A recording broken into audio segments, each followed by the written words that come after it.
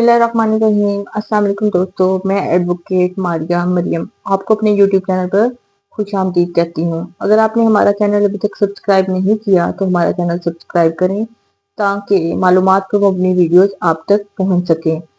आज का जो टॉपिक हम डिस्कस करने वाले हैं वो है गार्डियन सर्टिफिकेट। कि गार्डियन सर्टिफिकेट किस तरह हासिल किया जा सकता है, गार्डियन सर्टिफिकेट को हासिल करने के लिए कौन कौन से डॉक्यूमेंट्स रिक्वायर्ड होते हैं, इसका प्रोसीजर क्या होता है और कौन कौन लोग जो हैं वो गार्डियन अपॉइंट हो सकते हैं। इस हवाले अब जो बात हम करेंगे वो गार्डियन सर्टिफिकेट के हवाले से पाकिस्तान में जो कानून राइजुल अमल है वो है गार्डियन एंड वार्स एक्ट।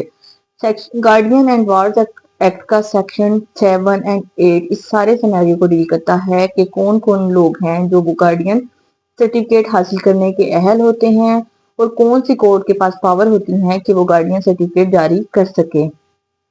अब हम जब गार्डियन सर्टिफिकेट के लिए हम फाइल तैयार करते हैं, सबसे पहले हम ये देखते हैं कि आया हमें गार्डियन सर्टिफिकेट किस चीज के लिए चाहिए। माइनर की हद तक, यानी सिर्फ माइनर की जात की हद तक चाहिए या उसकी प्रॉपर्टी की हद तक। गार्डियन सर्टिफिकेट जो है वो माइनर की जात की हद तक भी हासिल किया जा सकता है और माइनर की जात प्लस उसकी प्रॉपर्टी यानी दोनों की हद तक हासिल किया जा सकते हैं। अब हम बात करते हैं कि गार्डियन सर्टिफिकेट कौन लोग हासिल कर सकते हैं। गार्डियन सर्टिफिकेट जो है वो माइनर की मदर के क्लोज रिलेटिव और क्लोज जो फ्रेंड्स हैं वो हासिल कर सकते हैं और गार्डियन अपॉइंट हो सकते हैं। गार्डियन सर्टिफिकेट जारी करने की authority guardian and ward act के तहत गार्डियन जज के पास होती है, जिसके पास भी हम एप्लीकेशन मूव करते हैं।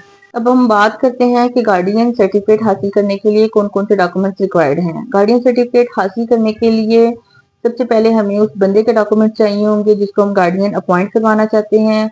उसका आईडी कार्ड चाहिए होगा, उसका एफआरसी चाहिए होगा और तीसरे नंबर पर माइनर का क्लोज रिलेटिव जिसको हम एज अ रिस्पोंडेंट ट्रीट कर रहे होते हैं, उसका उसका नाम, एड्रेस और वल्दियत की तफसील चाहिए होगी।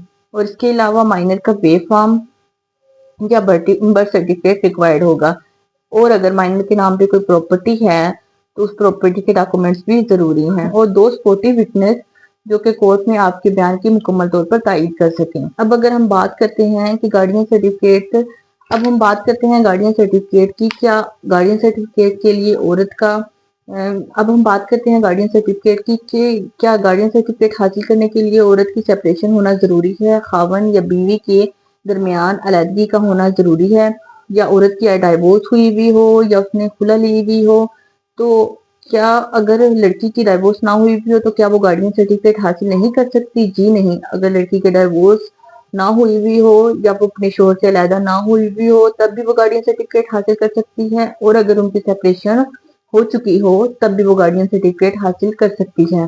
तो होता ये है कि जब कोई पार्टी बयान करदा सारे डॉक्यूमेंट्स लेकर किसी वकील के पास जाती है तो वकील जो है वो एक एप्लीकेशन ड्राफ्ट करता है।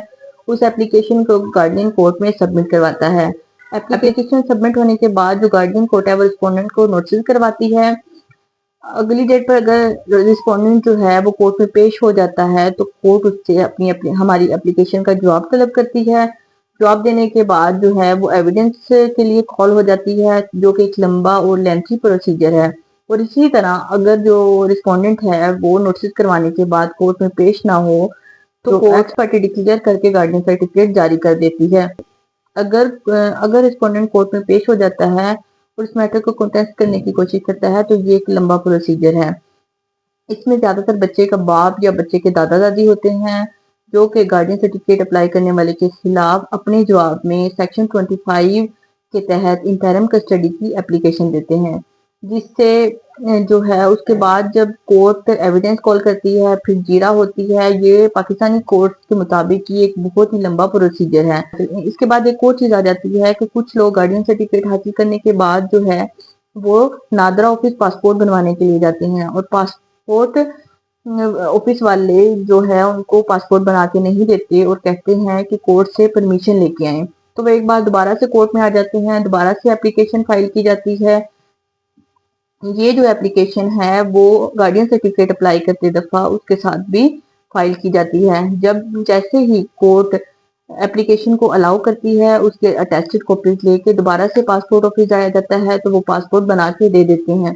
उसके बाद एक और फेज शुरू हो जाता है कि जैसे ही आप बच्चे का वीजा लगवाते हैं तो FIA वाले या इमिग्रेशन वाले आपको कहते हैं कि अगर आप गार्डियन अपॉइंट हुए हैं तो कोर्ट से एक लेटर लेके आए जिसमें ये लिखा हो कि कोर्ट जो है वो बच्चे को out of the jurisdiction court से जाने की परमिशन देती है। दोबारा से कोर्ट में एप्लीकेशन फाइल की जाती है। जब कोर्ट उसको अलाउ करती है तो फिर हम बच्चे को कंट्री से बाहर यानी पाकिस्तान की जुरिस्डिक्शन से बाहर लेकर जा सकते हैं। अगर आपके पास ये सारी चीजें ना हो तो आपके बच्चे को पाकिस्तान की जुरिस्डिक्शन से बाहर लेकर जाना बहुत मुश्किल है। ये तो थी गार्डियन सर्टिफिकेट के हवाले से चंद बातें। इसके अलावा अगर आपको लगता है आपके कुछ सवालात हैं तो आप नीचे दिए गए नंबर पे राब्ता कर सकते हैं। कमेंट सेक्शन में कमेंट भी कर सकते हैं। Thanks for watching my videos.